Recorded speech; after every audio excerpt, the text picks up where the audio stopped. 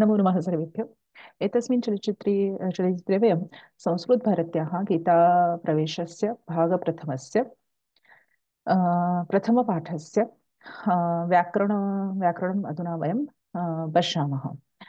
गते चलच्चित्रे वयं व्याकरणस्य प्रथमं भागं अपश्याम। अधुना अस्मिन् चलच्चित्रे वयं सन्धिः कुत्र करणीयं, सन्धेः नियमाः केचित् नियमाः सन्ति तत्र। सन्धेः कृते केचित् नियमाः सन्ति तत्र। कुत्र सन्धिः करणीयं, कुत्र सन्धिः न करणीयम्, एतस्य ज्ञानं वयम् एतस्मिन् चलच्चित्रे प्राप्नुमः। तदनन्तरं ज्ञानवर्धिनी पदं कथं भवति। यदि अहं वदामि सः बालकः अस्ति, तस्सः पदं कथं भवति। से बालकः अस्ति, एतद् वयं वक्तुं किमर्थं वक्तुं न शक्नुमः। सः बालकः अस्ति, सा बालिका आसीत्। आसीत् पदं कथं भवति, अस्ति पदं कथं भवति, आसीता कथं न भवति। तस्य ज्ञानम् अस्ति। तस्य कृते केचित् नियमाः सन्ति। तिङन्त सुबन्त प्रत्ययाः सन्ति। तस्य विषये अपि एतस्मिन् चलच्चित्रे वयं ज्ञानं प्राप्नुमः। अहं दर्शिकां दर्शयामि।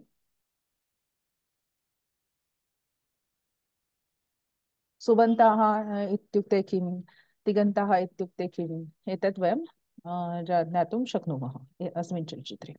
प्रथमं सन्धेः विषयं ज्ञानम् अधुना वयं प्राप्नुमः। सन्धि इत्युक्ते वयम् अपश्याम गते चलच्चित्रे, यत्र द्वयोः वर्णयोः मध्ये सन्धि भवति। दर्शिका तु दृश्यते वा।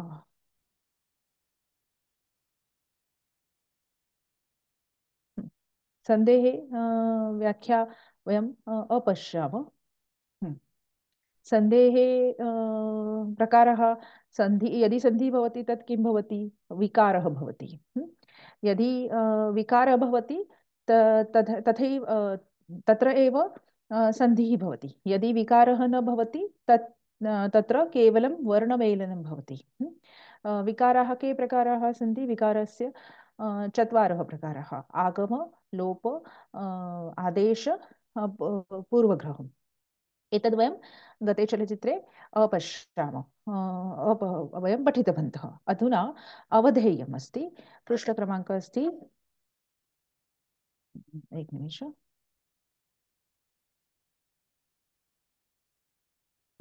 पृष्ठक्रमाङ्कः अस्ति 5। सम्यक् न दृश्यते। न, क्षम्यतां, पृष्ठक्रमाङ्कः अस्ति 9। तत्र अवधेयमस्ति। संधिकार्यं कदा करणीयं, संधिकार्य कुठे करावं, कदा न करणीयं, कुठे करू नये, किंवा केव्हा करावं आणि केव्हा करू नये इति प्रश्नस्य उत्तरम् इदं दत्तः। एकस्मिन् पदे प्रथमः नियमः अस्ति एकस्मिन् पदे संधिः नित्यं कर्तव्यः। एकस्मिन् पदे म्हणजे एका पदामध्ये, म्हणजे जेव्हा पद निर्माण होतं त्यावेळेला संधी करावीच लागते। यथा उदाहरणार्थ आविस योग तह, आविष्टः। आता आविस हा हे आहे, म्हणजे प्रातिपदिक आहे आणि त्याला तह हा प्रत्यय लागलेला आहे, त्यामुळे आविष्ट हो तिथे आविस्त हो असं नाही म्हटले, त्याचा संधी झालेला आहे, व्यंजन संधी, ष्टुत्व संधी झालेला आहे आणि आविष्ट हो असं ते रूप प्राप्त झालेलं आहे। त्यामुळे जेव्हा सुबंत क्रिएट होतात एकस्मिन पदे, म्हणजे जेव्हा पद क्रिएट होतं, म्हणजे आता पद म्हणजे आपल्याला माहिती आहे, देवः देवो देवाः प्रथमा, माला माले मालाः प्रथमा, आणि त्याची जी 21 रूपं असतात ती आपल्याला माहिती आहे। तशी हे अविस हे हलंत शब्द आहे। आता उदाहरणार्थ भवान भवन्तौ भवन्तः आपण बघितले। त्याच्यानंतर योगी योगिनौ योगिनः, योगिन नकारांत बघितला। सो तर ती जी पदं बनतात एकस्मिन पदे, म्हणजे जेव्हा पद बनतं आणि त्याचा सुबंत आपण पुढे बघणार आहोत या चलचित्रामध्ये, की जेव्हा पद बनतं एकस्मिन पदामध्ये, म्हणजे एक पद बनताना संधी नित्य कर्तव्य, म्हणजे संधी करावाच लागतो. दुसरा नियम आहे धातू उपसर्ग धातुपसर्गयोः संधीही नित्यम कर्तव्यम. म्हणजे धातूला जेव्हा उपसर्ग लागत असतो तेव्हा संधी नित्य करावीच लागते. म्हणजे उदाहरणार्थ आपल्याला बरेच उपसर्ग माहिती आहेत, आ, उप, नि वगैरे. सो आता उदाहरण इथे दिले आहे, यथा उपयोग अविशत, उपाविशत, सवर्ण दीर्घ संधी झालेला आहे. त्यामुळे जेव्हा योग गच्छ, आ गच्छ, ओके. सो असे अनेक बऱ्याच वेळेला येतात उपयोग, उन्नयती वगैरे असे. सो ज्यावेळेला धातू बरोबर धातूचं जे रूप असतं आणि मूलतः जे हे बऱ्याच वेळेला लटलकारामध्ये येत नाही, तर लंग लकारामध्ये येतो, कारण लंग लकारामध्ये आधी अ लागतो है ना, अलिखत, अलिखताम, अलिखन असं, त्यामुळे अ येतो पहिल्यांदा लंग लकारामध्ये. त्यामुळे तिथे संधी हा होतोच. समासे संधी ही नित्यम कर्तव्य. जेव्हा सामासिक शब्द असतो त्यावेळेला संधी नित्य करावा लागतो. म्हणजे उदाहरणार्थ लाभ योग अलाभौ, लाभा लाभौ, कर्णसवर्धित संधी. त्यामुळे तीन ठिकाणी संधी नित्य करावाच लागतो. एक म्हणजे पद बनवताना, म्हणजे प्रातिपदिक वेगळं असतं. प्रातिपदिक असतं अकारांत पुल्लिंगी शब्द देव, परंतु त्याचं चतुर्थी एकवचन काय असतं, देवस्मै, सॉरी देवाय. आता हे जे पद बनतं त्यावेळेला उदाहरणार्थ इथे यांनी हलंतचं चांगलं उदाहरण दिलेलं आहे, ती अविस्त अविष्ट. त्यावेळेला म्हणजे पद बनवताना संधी करावा लागतो. उपसर्ग धातू बरोबर जोडताना संधी करावा लागतो आणि सामासिक शब्द बनवताना संधी करावा लागतो. आता संधी कुत्र न करणीयम. वाक्ये तू संधी ही विकल्पेन भवती. म्हणजे वाक्यामध्ये संधी विकल्पाने होते, म्हणजे संधी केली तरी चालते आणि संधी नाही केली तरीही चालते. ओके. उदाहरणार्थ त्यांनी इथे दिलेलं आहे की देवदत्तो ग्रामम गच्छती, अत्र संधिद्वयम कृतम. म्हणजे इथे पूर्वरूप संधी झालेला आहे, त्यांनी केलेला आहे. देवदत्त, सॉरी पूर्वरूप नाही, विसर्ग संधी. इथे देवदत्त योग ग्रामम, इथे देवदत्तो ग्रामम हा संधी तिथे केलेला आहे, परंतु त्याऐवजी आपण देवदत्त ग्रामम गच्छती असं पण लिहू शकतो. त्यामुळे इथे संधी केलेला नाहीये. त्यामुळे हे वाक्य आपण दोन प्रकारे लिहू शकतो, की देवदत्तो ग्रामम गच्छती किंवा देवदत्त ग्रामम गच्छती असं सुद्धा लिहू शकतो. त्यानंतर त्यामुळे संधी म्हणजे वाक्यामध्ये संधी केली तरी चालते, नाही केली तरी पण चालते. पुढे त्यांनी म्हटले आहे की संधी ही त्रिविध, संधी तीन प्रकारचे असतात. स्वरसंधी, ज्याला अच्छ संधी असं पण म्हणतात, व्यंजन संधी, त्याला हलसंधी असंही म्हणतात, आणि विसर्ग संधी, असे तीन प्रकारचे संधी आहेत. स्वरसंधी कधी होतो, की स्वरात स्वरे परे स्वरसंधी ही भवती. म्हणजे स्वराच्या पुढे जर स्वर आला, स्वराच्या नंतर जर स्वर एखादा दुसरा स्वर आला किंवा तोच स्वर जरी आला तरी सुद्धा सजातीय किंवा विजातीय स्वराच्या नंतर जर एखादा स्वर आला तर त्यावेळेला स्वरसंधी होते. म्हणजे जिथे स्वर अधिक स्वर होतो. व्यंजन संधी कधी होते, व्यंजनात स्वरे व्यंजने वा परे व्यंजन संधी ही भवती. म्हणजे व्यंजनाच्या नंतर जेव्हा स्वर किंवा व्यंजन येतं त्यावेळेला व्यंजन संधी बनते. म्हणजे आता व्यंजनाच्या नंतर व्यंजनच आलं पाहिजे असं नाही, व्यंजनाच्या नंतर स्वर पण येऊ शकतो किंवा व्यंजन पण येऊ शकतं. ओके. त्यामुळे त्यांनी म्हटलंय की व्यंजनम योग वर्ण, वर्ण दोन प्रकारचे असतात आपल्या माहिती, स्वर आणि व्यंजन, अयोग भाव वगैरे पण. सो व्यंजन संधी म्हणजे काय, व्यंजनाच्या नंतर स्वर किंवा व्यंजन आलं तर व्यंजन संधी होतो. आणि विसर्ग संधी, विसर्गात स्वरे व्यंजने वा परे विसर्ग संधी ही भवती. म्हणजे विसर्गाच्या नंतर जेव्हा स्वर किंवा व्यंजन आलं किंवा असेल तेव्हा विसर्ग संधी होतो. म्हणून सुद्धा विसर्ग योग वर्ण असं म्हटलेलं आहे तिथे. आता आपण खाली जाऊया याच्यामध्ये. आता आपला अवधेय इथे संपलेला आहे. आपण हे पद कशी बनतात हे आपण बघूया. जे आपण जे शब्द चालवतो 21 प्रकाराने, प्रथमा तः सप्तमी संबोधन पर्यन्तं वयं हलन्तशब्दाः अजन्तशब्दाः वयं प्राप्नुमः। ते कथं प्राप्नुमः एतस्य विषये वयम् अधुना पठामः। एतानि वाक्यानि सावधानतया पठत। ही नॉर्मल वाक्य आपण ऐकतो किंवा वाचतो, लिहितो. विजया गीतां पठती म्हणजे विजया गीता वाचते. गोविंदः प्रतिदिनं कार्यालयं गच्छति. गोविंद रोज कार्यालयात जातो. सर्वे स्वीयानि कार्याणि अकुर्वन्. सगळ्यांनी स्वतःची कार्ये केली. भवन्तः विलंबं मा कुर्वन्तु. म्हणजे तुम्ही सगळे आपण सगळे विलंब करू नका. आता एतेषु वाक्येषु सर्वेपि शब्दाः पदानि इति उच्यन्ते. आता ह्याच्यामध्ये जेवढी जेवढी आता जवळपास पहिल्या ह्याच्यात 3 शब्द आहेत, तर त्या शब्दांना आपण पद असं म्हणतो संस्कृतमध्ये. गोविंदः प्रतिदिनं कार्यालयं गच्छति. एतस्मिन् वाक्ये चत्वारः पदाः सन्ति. ओके. सो या सगळ्या वाक्यांमध्ये पद असतात. तानी गणद्वये विभक्तुं शक्यानि. आपण त्याला 2 गणांमध्ये विभागू शकतो. कुठलं? तर एक असतं कर्तृपद आणि एक असतं पद. म्हणजे मग ते पद सॉरी, एक असतं क्रियापद आणि एक असतं बाकीची पद. मग ते कर्तृपद असतं, कर्मपद असतं, कारक पद असतं, संप्रदान पद असतं, आपादान पद असतं, काही असू शकतं. अधिकरण पद असू शकतं. आणि एक असतं क्रियापद. ओके. सो पठती, गच्छती, अकुर्वन, कुर्वन्तु ही जी आता या वाक्यांमध्ये आपण जी क्रिया म्हणजे पद बघितली ती क्रियापद होती. बरोबर. आणि बाकीची जी म्हणजे पद बघितली की विजया, गीता, गोविंदः, प्रतिदिनं, कार्यालयं, सर्वे, स्वीयानि कार्याणि, भवन्तः, विलंबं, मा, ही जी काही पदं बघितली ती वेगवेगळ्या प्रकारची पदं आहेत. आणि पठती, गच्छती, अकुर्वन, कुर्वन्तु ही क्रियापद आहेत. ओके.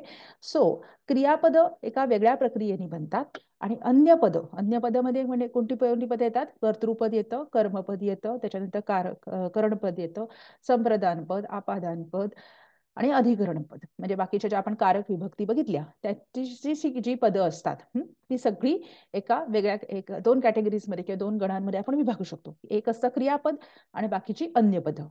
तर आता क्रियापद कसं बनतं? आपण एक क्रियापदाला तिंग प्रत्यय लागतात. म्हणून त्याला क्रियापद जी असतात त्याला आपण तिंगंत म्हणतो. तिंगंत.